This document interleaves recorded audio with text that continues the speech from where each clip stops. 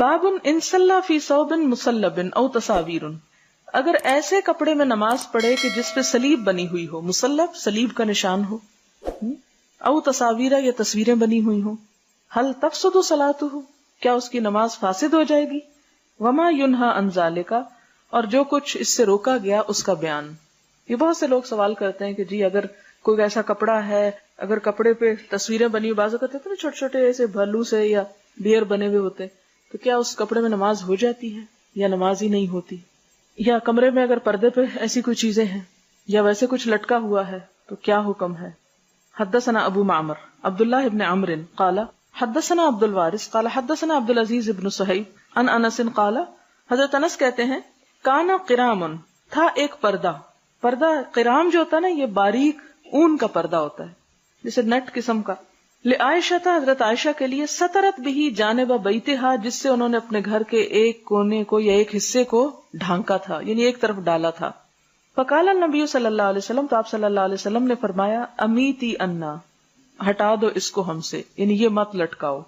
قرام کی ہذا، اپنا یہ پردہ ہم سے ہٹا دو، یعنی اس کو نہیں لگاؤ۔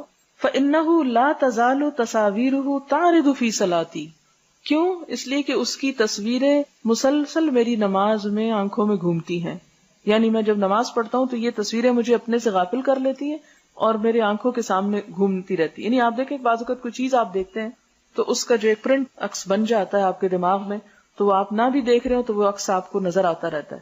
تو آپ نے فرمایا کہ ایسی چیز مت لگاؤ کہ جس سے نماز میں کسی قسم کی ڈسٹریکشن ہو۔ یہاں صلیب کا لفظ نہیں آیا حدیث میں، لیکن صلیب کا بھی وہی حکم ہے جو تصاویر کا ہے۔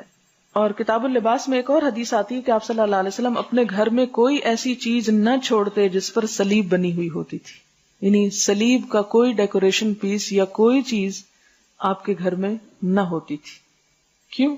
اس لیے کہ وہ ایک مذہبی علامت ہے، ایک شعار ہے، ایک پہچان ہے۔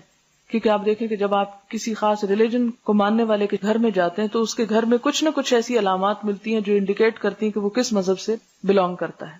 مسلمانوں کے گھروں میں کعبہ کی تصویر یا کوئی آیت لگی ہوئی ہے، اسی طرح کی ڈیکوریشن، اور عیسائیوں کے گھروں میں کرسمس ٹری یا صلیب یا اس قسم کی چیزیں۔ اب تو فرق ویسے کم ہی رہ گیا ہے، لیکن چلیں۔ باب من صلی فی فروج حریر ثم نزعہ، اگر کوئی، فروج کہتے ہیں کوٹ کو، کوئی اگر ریشمی کوٹ میں نماز پڑھے اور پھر اس کو اتار دے، ریشم کا کوٹ یا ریشم کا چغا۔ حدثنا عبداللہ ابن یوسف قال حدثنا اللیث عن یزید عن ابی الخیر عن عقبۃ بن عامر قال اہدی الی النبی صلی اللہ علیہ وسلم فروج حریر، آپ صلی اللہ علیہ وسلم کو ریشم کا کوٹ دیا گیا ہدیے کے طور پر، یعنی آپ کو کہیں سے بطور گفٹ ملا۔ فلبسہ، تو آپ نے اس کو پہنا، فصلی فیہ، اس میں نماز پڑھی، ثم انصرف، پھر سلام پھیرا، فنزعوا نزعا شدیدا، تو کھینچ کے اسے اتار دیا، کلکارہ، جیسے سخت ناپسند کرنے والے، لہو، اس کو، وقال لا ينبغي هذا للمتقین، ایسا لباس متقین کے لیے زیبا نہیں۔ اور شاید آپ نے پہن اس لیے لیا ہوگا کہ اس وقت ریشم حرام نہیں ہوا ہوگا مردوں پر، اس کے بعد تو واضح طور پر آپ نے ریشم اور سونے کو ہاتھ میں لے کے فرمایا تھا یہ میری امت کی عورتوں کے لیے حلال ہے لیکن مردوں کے لیے حرام ہے۔ کیوں؟ اس لیے کہ ریشم پہننے سے انسان کے اندر اسی قسم کے نازک جذبات پیدا ہوتے ہیں، جبکہ مردوں کی طبیعت میں ایسی خشونت ہونی چاہیے جو جہاد کے لیے، اور دلیری ان کے اندر ایک بہترین وصف ہونا چاہیے۔